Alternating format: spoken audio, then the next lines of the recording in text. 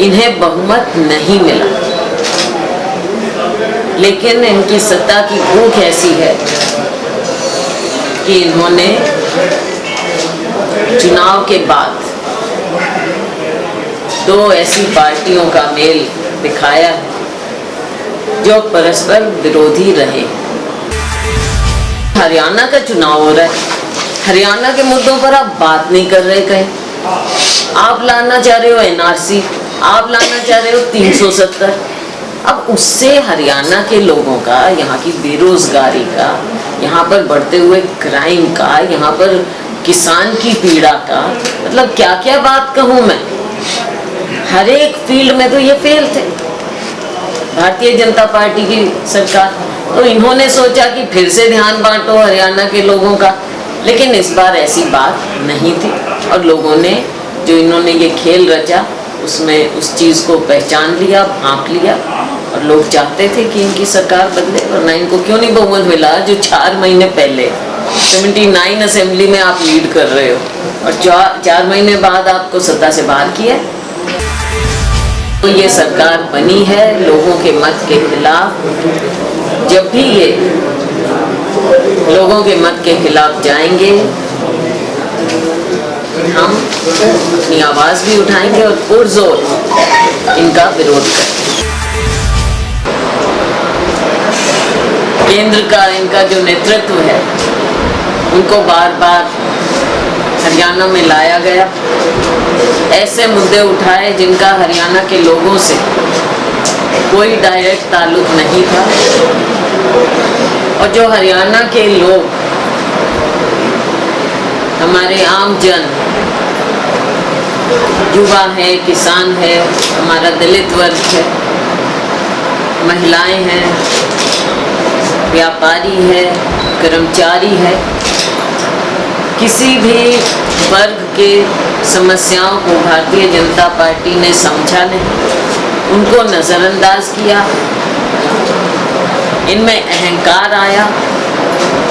5 साल का कुशासन तो था ही, उसके बाद लोकसभा के नतीजे इन्होंने समझा अपने अहंकार में कि इन्हें पूरा मैंडेट मिला है। इन्होंने गुमराह करने की कोशिश की हर तरह से, लोगों को भी, मीडिया को। लेकिन सच्चाई तो ये है कि इन्होंने हरियाणा की जनता को, हरियाणा के लोगों को, उनकी पीड़ा को समझा ही नहीं। और समय आने पर हरियाणा के लोगों ने दिखा भी दिया। आपने देखा कि किस तरह से इन्होंने मीडिया को भी गुमराह करते हुए कभी 75 पार, 80 पार दिखाते रहे, लेकिन जनता की मंशा कुछ और थी। ये इस तरह का दबाव ना होता तो सरकार कांग्रेस की बनती। लेकिन इसके बावजूद मैं ये कहना चाहूँगी कि जो भी मैंडेट आया है हरियाणा के लोगों का, वो भारतीय जनता पार्टी की सरकार बनाने के खिलाफ आया। इन्हें बहुमत नहीं मिला, लेकिन इनकी सत्ता की भूख ऐसी है कि इन्होंने चुनाव के बाद दो ऐसी पार्टियों का मेल दिखाया है जो परस्पर विरोधी रहे। जजपा जब वोट मांग रही थी तो भारतीय जनता पार्टी की सरकार के खिलाफ, इनकी नीतियों के खिलाफ वोट मांग रही थी। इन्होंने जो अपना एजेंडा रखा वो तकरीबन कांग्रेस का जो हमारा घोषणा पत्र था, कुछ चीज़ें उस तरह की भी थी, तो भारतीय जनता पार्टी से बिल्कुल अलग था, और उनके खिलाफ इन्होंने चुनाव लड़ा। तो इन्होंने भी, दोनों ने हरियाणा के लोगों का अनादर करते हुए सरकार बनाई। और आपने देखा कि जब भी इस तरह का कुछ हुआ है तो जनता उचित समय पर इन बातों का जवाब भी दे देते। वैसे आगे बहुत इंटरेस्टिंग बात होगी ये देखना कि ये लोगों के सामने जो इन्होंने वायदे किए हैं उनको कैसे पूरा करें। हम देखेंगे, जनता देखेगी, और जो लोगों को इन्होंने कहा वो ये जनता के दरबार में कैसे लेकर जाएंगे। जहाँ तक कि हमारी बात है, कांग्रेस पार्टी की बात है, हम विपक्ष में बैठेंगे और हम जनता की आवाज हर तरह से उठाएंगे, चाहे सदन के अंदर हो, चाहे सदन के बाहर हो, चाहे सड़कों पर हो। आप देखेंगे कि विपक्ष एक बुलंद विपक्ष होकर सामने आएगा, लोगों के लिए, लोगों की आवाज बनकर हम हर तरह से जो ये सरकार बनी है लोगों के मत के खिलाफ, जब भी ये लोगों के मत के खिलाफ जाएंगे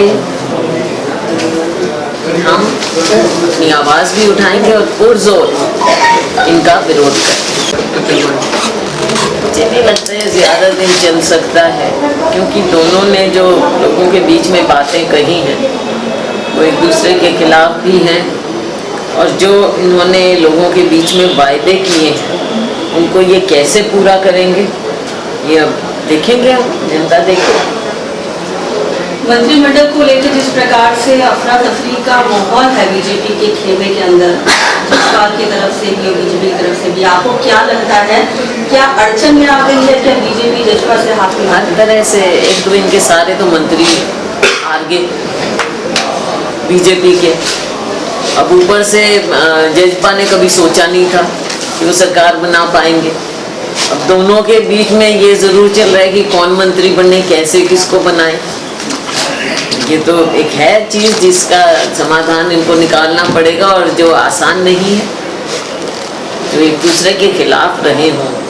अब किसकी उम्मीद कितनी पूरी कर पाएंगे ये लोग देखें। हिसार जिले में सबसे बुरी हालत रही है कांग्रेस की, तो क्या इसके पीछे टिकटों का गलत वितरण माना जाए? कई चीज़ें हो जाती हैं, देखो बाद में लगता है कि ये हो जाता या वो हो जाता, उस वक्त फैसले लिए जाते हैं उस समय की स्थिति को देखते हुए।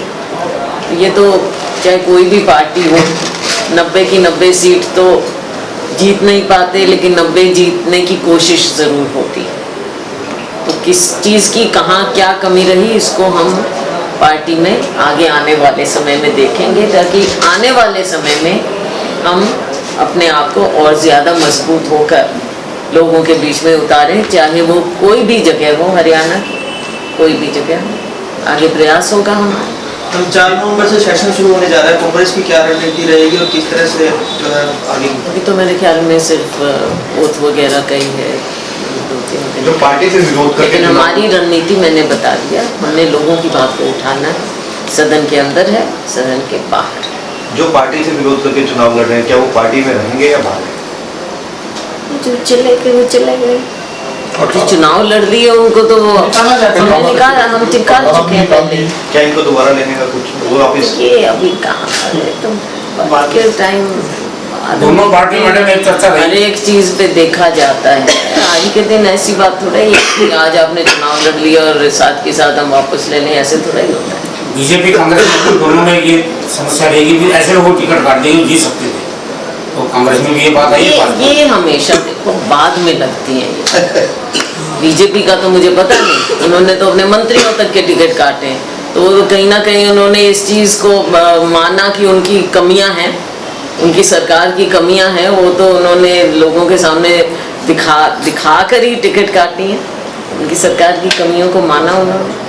शैलजा जी ये बताइएगा, इस चुनाव में बीजेपी के हार का प्रमुख कारण क्या मानती हैं? क्या लोगों ने मोदी वेव को नकार दिया है, और बीजेपी की कौन सी चीज आपको लगती है उनके हार का प्रमुख कारण है? कई चीजें थी। एक तो जो ये झूठ की राजनीति बीजेपी का मार्का हो गई, ये ज्यादा दिन नहीं चल सकती। जुमलेबाजी, झूठ। झूठ मैंने क्या बोला? झूठ वो होता है जो झूठ प्रूव हो जाए। अब इन्होंने 5 साल पहले क्या क्या वायदे किए, तब तो वो वायदे 5 साल बाद वो झूठ साबित हो गए, क्योंकि आपने कोई पूरा नहीं किया। इसलिए हम कह रहे हैं झूठ की राजनीति पे लोगों के सामने आप रखो, आपको मौका मिले। केंद्र में आपकी सरकार, राज्य में आपकी सरकार, बहुमत की सरकार, कोई आपके ऊपर प्रेशर नहीं था। क्या कारण था कि आपने कुछ भी पूरा नहीं किया?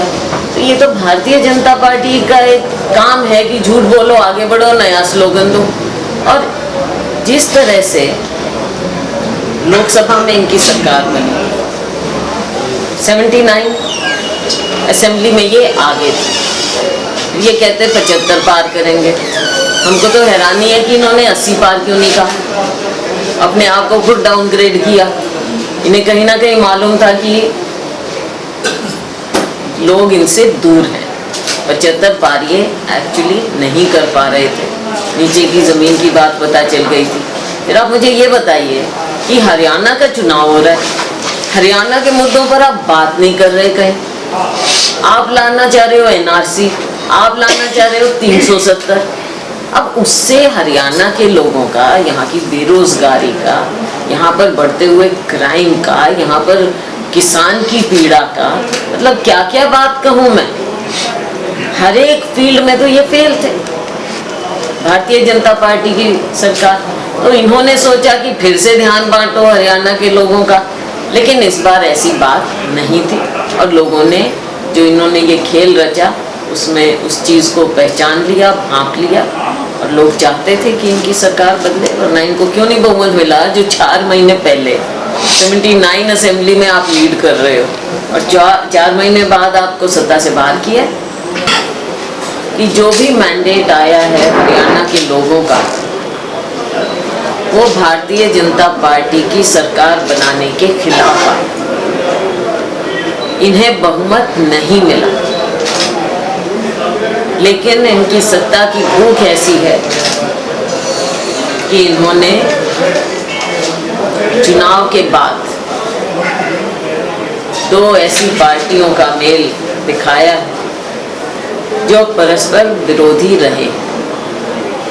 जजपा जब वोट मांग रही थी तो भारतीय जनता पार्टी की सरकार के खिलाफ, इनकी नीतियों के खिलाफ वोट मांग रही थी।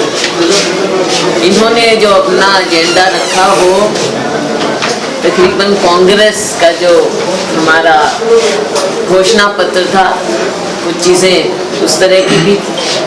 तो भारतीय जनता पार्टी से बिल्कुल अलग था, और उनके खिलाफ इन्होंने चुनाव लड़ा था।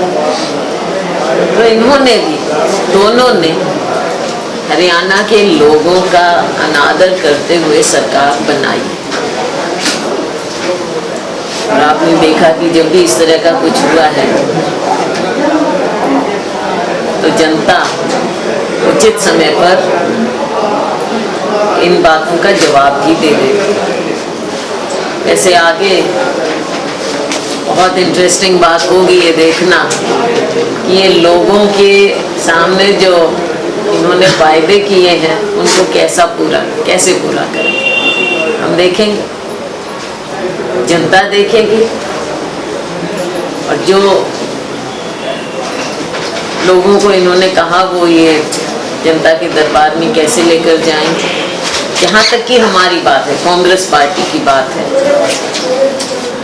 हम विपक्ष में बैठेंगे और हम जनता की आवाज़ हर तरह से उठाएंगे, चाहे सदन के अंदर हो, चाहे सदन के बाहर हो। शहर की हर खबर को सबसे पहले जानने के लिए लाइक और सब्सक्राइब करें हमारा चैनल सिटी बिग न्यूज़। इसके साथ ही ताज़ा अपडेट पाने के लिए बेल आइकन दबाना भी न भूलें।